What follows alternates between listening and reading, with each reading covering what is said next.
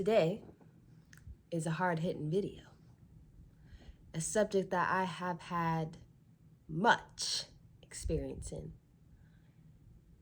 The fact that your environment is your garden, and the people you surround yourself with can either grow your garden or they can stunt your garden to the fact that it turns desolate, dry, cracked, no greenery, no even birds, butterflies, nothing in your garden.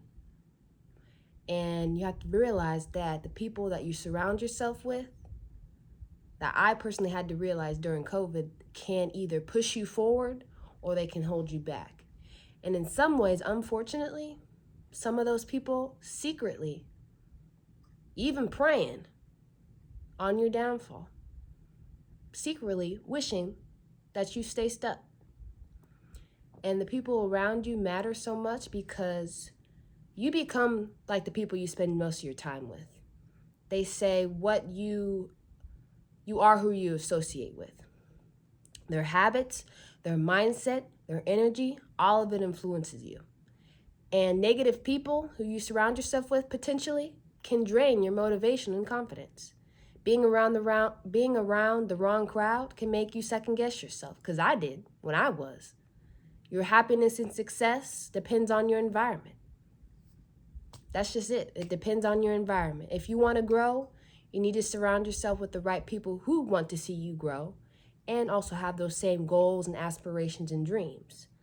And I have a whole list of the type of people that you need to stay away from. I wrote it all down. And I've had a fair share with every single one of these people. And I know what they look like and just the whole characteristics of them, all of them.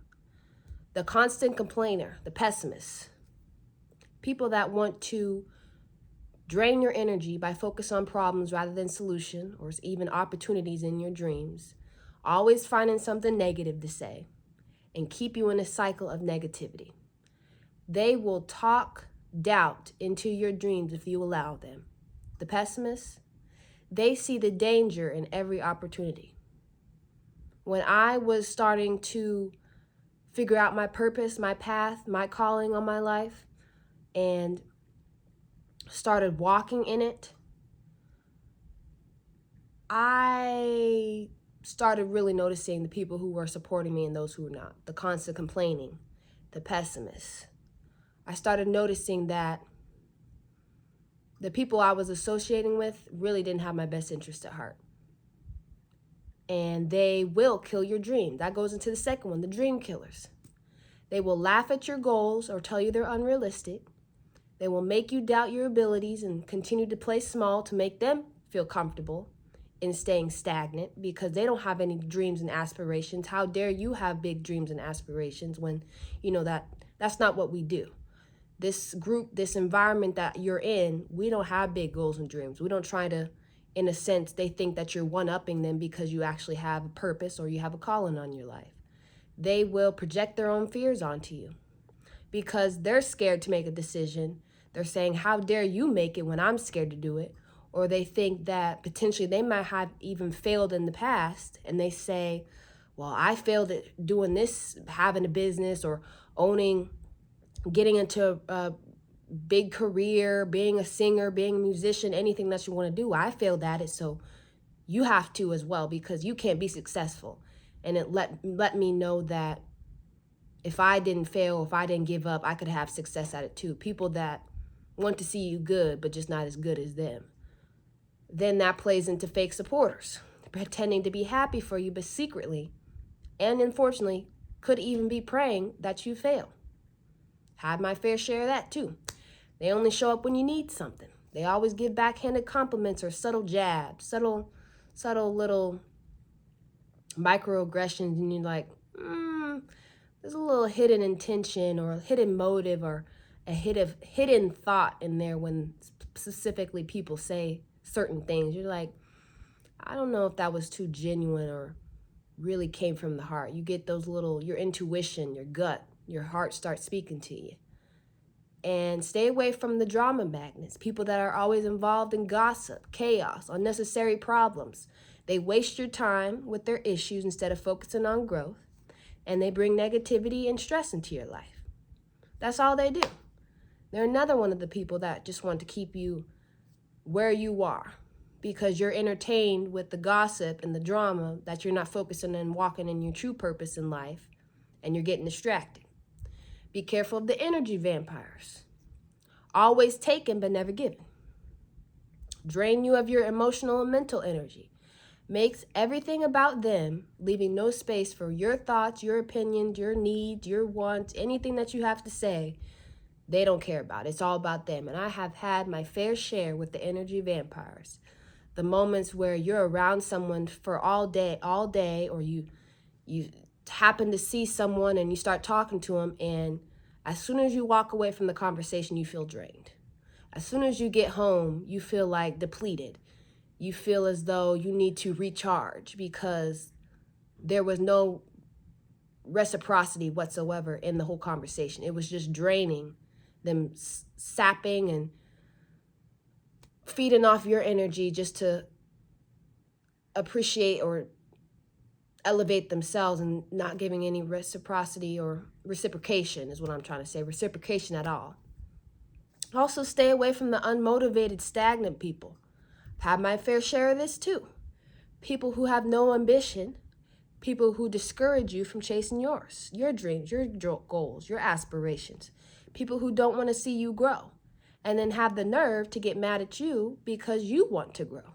You want to do something big in life. You want to walk in your purpose and your calling, and they haven't figured that out yet, and yet they don't want to walk in their calling, and they don't want anyone else to recognize that they have a purpose in life as well.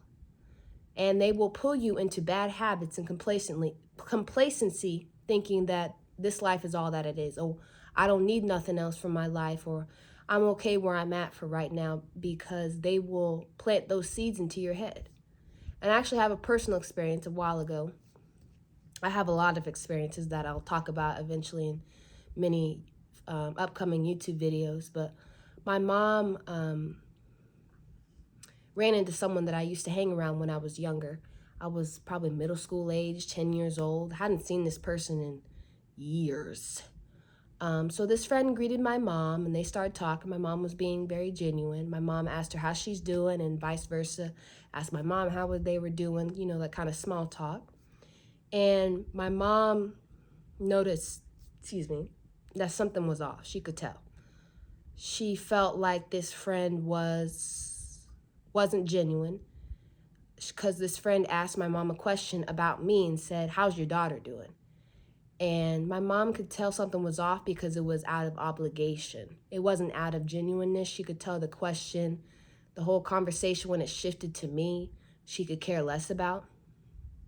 And what really stood out to my mom is that when she asked this question, not only was it out of obligation, but my mom could tell that based off the response my mom was going to give this person, she was hoping for the worst of worst.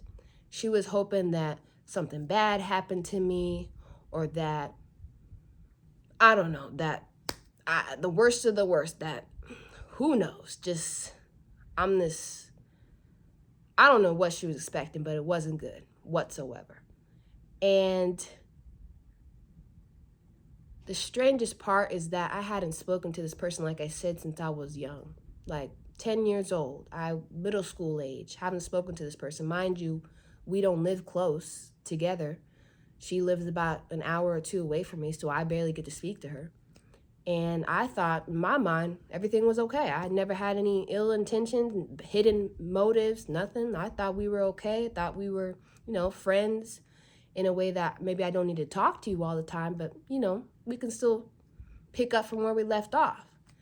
And it really surprised me because I was not being realistic.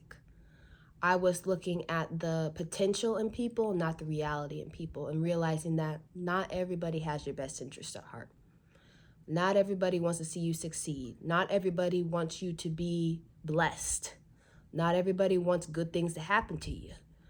And you have to realize that boundaries need to be set when you are around certain types of people, because they really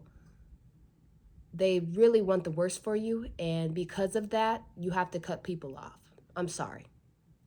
in the way cutting people off is what I mean of limiting your exposure, just setting boundaries. You have to surround yourself with growth-minded people, people who look to inspire and uplift, people who have big goals and dreams and aspirations and don't talk down on you because you have something big planned in your life, because they're living in complacency and being stagnant.